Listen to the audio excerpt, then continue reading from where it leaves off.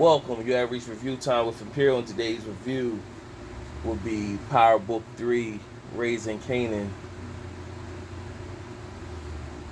Season 2, Episode 8. Subscribe to the channel, like the video. Let's begin.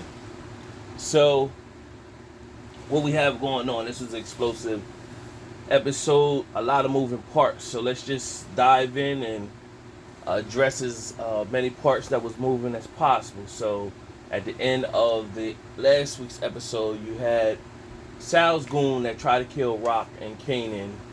He was wounded in the home invasion. And of course we know Marco was killed. So he stumbled his way into the hospital.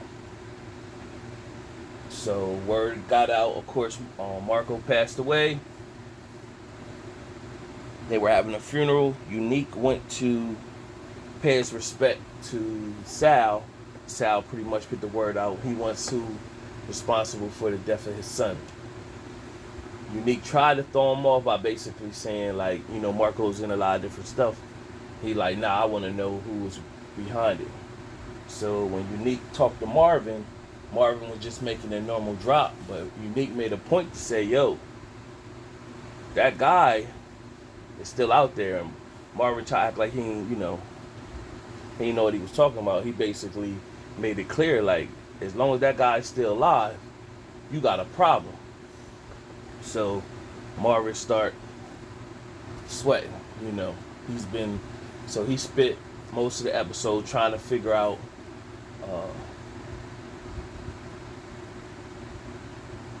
where the guy was, what hospital he was. Meanwhile, you have Rock show up to Palomar's apartment. We all seen the trailer was floating around, basically her telling her Palomar to stay away from Kanan, and if she didn't, he was gonna have a problem, pull the gun out on her. Meanwhile, Famous witnessed all that. So after he witnessed all that, Rock went about her business. So Kanan eventually showed up to Famous apartment, and Famous, of course, he's Blabmouth, so your mom came through, put a gun on Palomar, So Kanan went to go talk to Palomar. Palomar opened the door. She basically told him, I can't mess with you, and shut the door in his face. Kanan began to bang on the door. So you're starting to see Kanan transition. Meanwhile, while he's transitioning, he's receiving rejection as well. So that's going to play a part as the older Kanan in the future. Meanwhile, he goes back in the apartment. Famous is telling him. So Famous looked in his bag and seen the what Detective Howard left in his bag, the DNA test, and it had MH next to it. So Famous basically running down, who was MH? Is that DEFCON real name? This, that, and the third, running down. And he's like, why you looking at my bag? He said, I thought it was mine. And so now Kanan knew that was his situation. So next scene shows Lou meeting up with the DJ that Crown paid off to play Ziza's song. So when he tried to brush Lou off, told basically Lou, trying to get Lou to pimp Ziza out, Lou pulled a gun out on him. So basically said, you gotta make sure you handle that. Crown already paid you. Make sure we get our song played on the radio. So you had that part handled. Then there was a scene where Rock finally got the house. She finally got the house. Kanan caught the bus out there. But at this time, Kanan's pissed what she did to Palomar. On top of that, he knows that about the DNA test. And so he's not really thrilled. He basically said, I'm cool in Queens. This is a nice house and all. So she basically, well, you got something to get off your chest. So he pretty much said, telling her, she been lying, and she was, spit it out, boy. And he wouldn't spit it out. And basically, he did approach her about Baltimore, and she basically, what any woman would do, basically saying that she's a rapist. Like, nah, that ain't cool.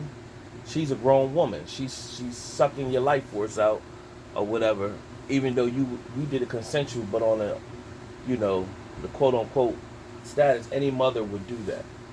And if anybody disagreed or say that's how it go, imagine a father witnessing that same situation with a grown man doing that to his teenage girl.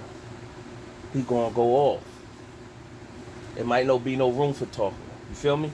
So if anybody had any thought about it, just reverse it and imagine that being a grown man and a father found out a grown man had sex with his daughter.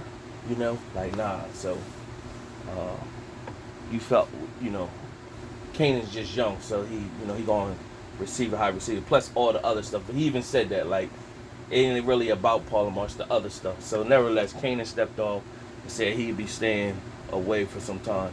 Basically, get his thoughts together. So it went from there. There was the next scene where it showed Lou and Ziza in the studio, and Ziza basically, I wonder if Lou is eventually going to get her pregnant or something, because Ziza's a freak, so she just want to get it in, and so she asking Lou, like, are we going to get it in? And Lou like, nah, because his mind is on other stuff.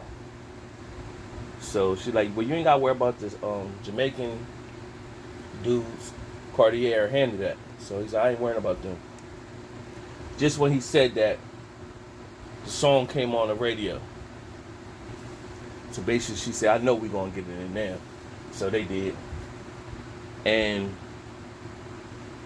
I think Lou going to mess around and get her pregnant. I won't be surprised at that. So nevertheless, it went from there to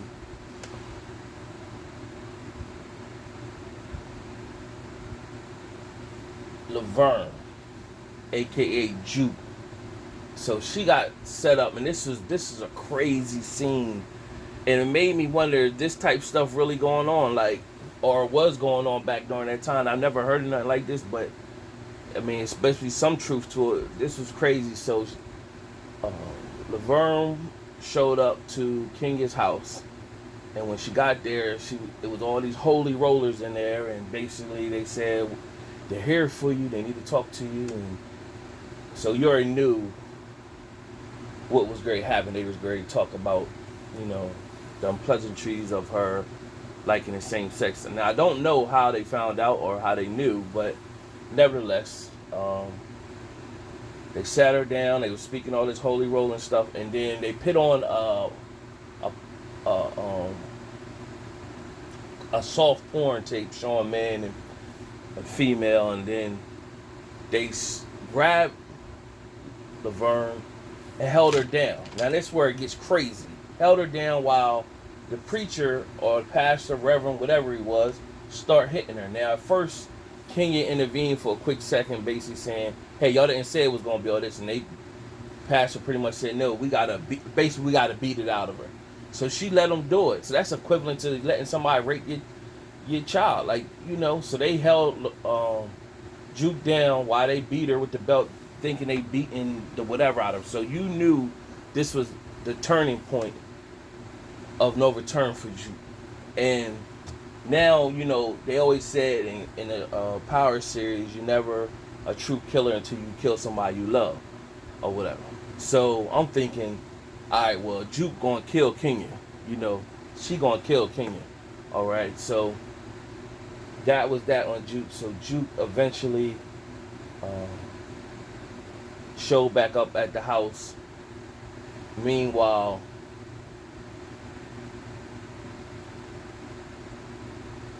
while she showed back up the house, that was that right there. So Kanan showed back up at Famous' crib. Famous wasn't there, so he didn't want to go home, so he ended up showing up at Howard's house. Now Howard, in his situation, that he was at work. Now we seen last episode he went to talk to Nicole's dad.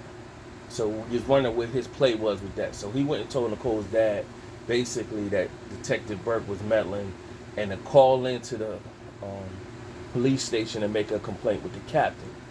Meanwhile, when Howard went to talk to the captain, pretty much saying, yo, she been tapping in my files. And he's like, oh, that's ironic because I just got a word she was messing up the other, messing with the other case. Oh, she got a pocket. So you see the play what's happening with that, setting up Burke and situation. Now Burke, when she comes to work, the captain wants to speak to her. He pretty much scolded her, told her she needed to back down and mind her own business and stay out of other people's prior cases and stuff like that. And this is the one and last warning. So Burke obviously is not going to let up because she went and approached Rock at the supermarket. We've seen a trailer for that, pretty much telling Rock she knows about her being an informant for Howard back in the day when she was a teenager.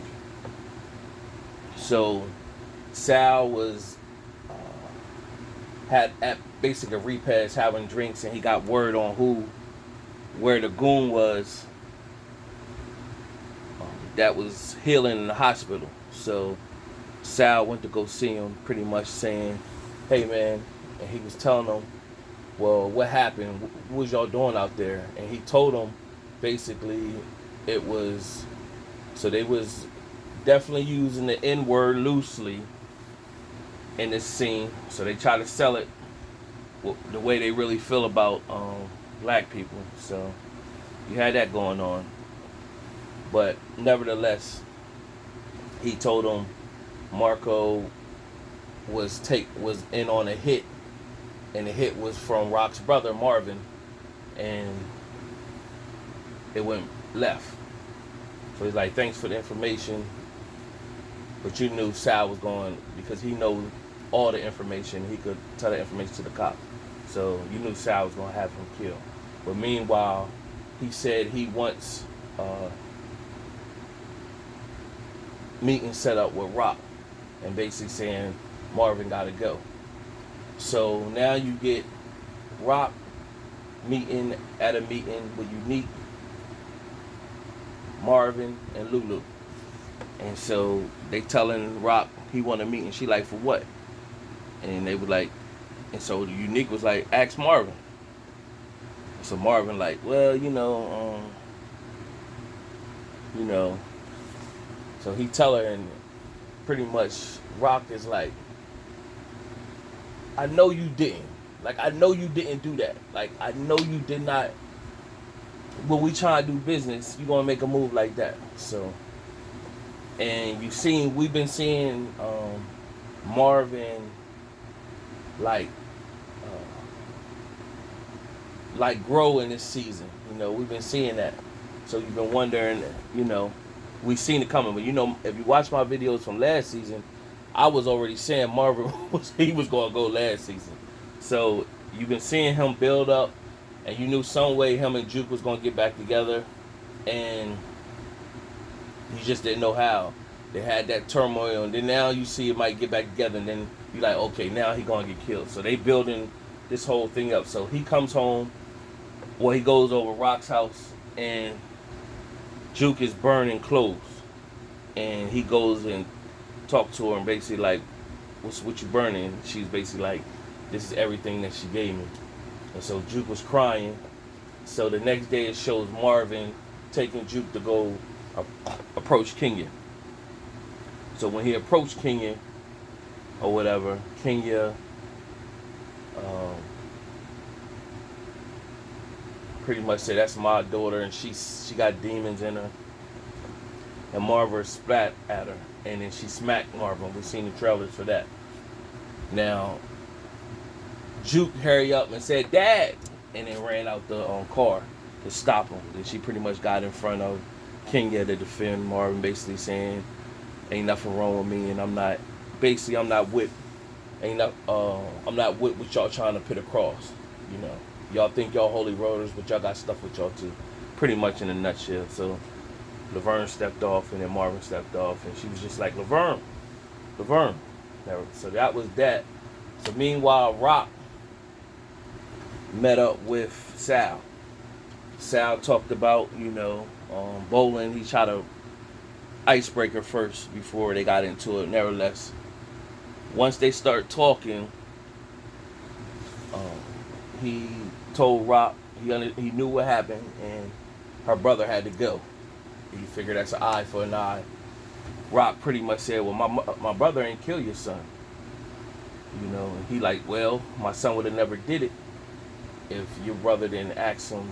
He went around me. He could have asked me first or whatever. So nevertheless, Rock was like, well, that's your fault.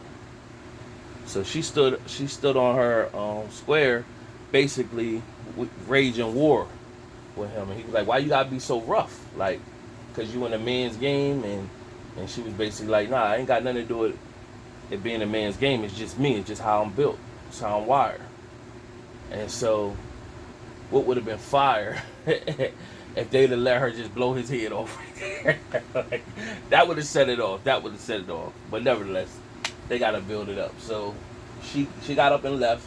Right after she got up and left, he signaled to the other guy, the bartender, and he went and made the call. So that was the call pretty much to send a hit on Marvin. So now, a part that I did leave out, I said it was a lot of moving parts. It was a moment where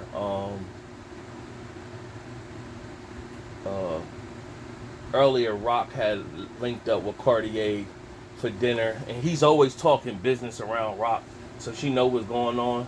So it was a moment she talked on the cell phone, called somebody to interfere some business down in Maryland. So we're gonna see how that play out too. Then you had Kanan when he slept over Detective Howard house because he didn't want to go home, and Famous wasn't home. So when he slept over there, Howard let him in, but he didn't tell Howard he knew about the DNA test. Howard basically said, you came a little frantic. I didn't want to, drill you or anything, but what was going on? And he said nothing. So he didn't tell him. But when he got home, Scrappy Mom pulled up. And Scrappy Mom pretty much was woofing, basically saying, hey, your mom ain't doing nothing about Scrap. Scrap didn't kill herself. Somebody on the street did. So Kanan did tell Rock about that. Scrappy Mom is prying. So that's the scene that y'all seen in the trailer with Juke and Kanan talking in the house, telling he leaving, and Juke pretty much saying, Rock love you or whatever. And she loved me and all, but pretty much she used that as a crutch to just allow her that everything she doing is okay. So that was that. Then Marvin and Juke had a heart-to-heart. Basically, we need to talk. Basically, I apologize for everything. Juke was saying, not today. Like, just not today. We don't need to do this today. We're going to do it, but not today. I need to just go clear my mind. So you saying he finally arrived, but he did that bonehead move with Tony. Now Marvin Gaye get killed. So the ending scene of the episode ends with. Now this is after. Oh no, two ending scenes. So they found Crown Camacho's body. So I don't know where Lulu and them picked this body at, but we don't know if it's gonna be Prince or anything like that. But Crown Camacho body was found, so there's gonna be a problem with that. So Lulu messing up too. Then you had Marvin going to see his counselor. It's that night. Y'all Gary be at war. It should have been a situation of war once Rock left there, so everybody need to be laying low and plotting plan. So I seen this coming. Nevertheless, he goes in and talk to her, basically say, let's go talk. She like, okay. And she like, Marvin, you deserve the good stuff in life. And right out of nowhere, somebody says Marvin, and the goons come out for Sal and shoot, boom, boom, and it goes off. So you don't know who got shot. And what I believe is going to happen is the counselor was killed. So 2 people got killed because of Marvin now. So it's going to be an all-out war. Overall, it's a good episode. I covered pretty much everything. Might have left out 1 or 2 things. That's the bulk of the episode. Tell me what you think. Subscribe to the channel. Like the video. Till next time.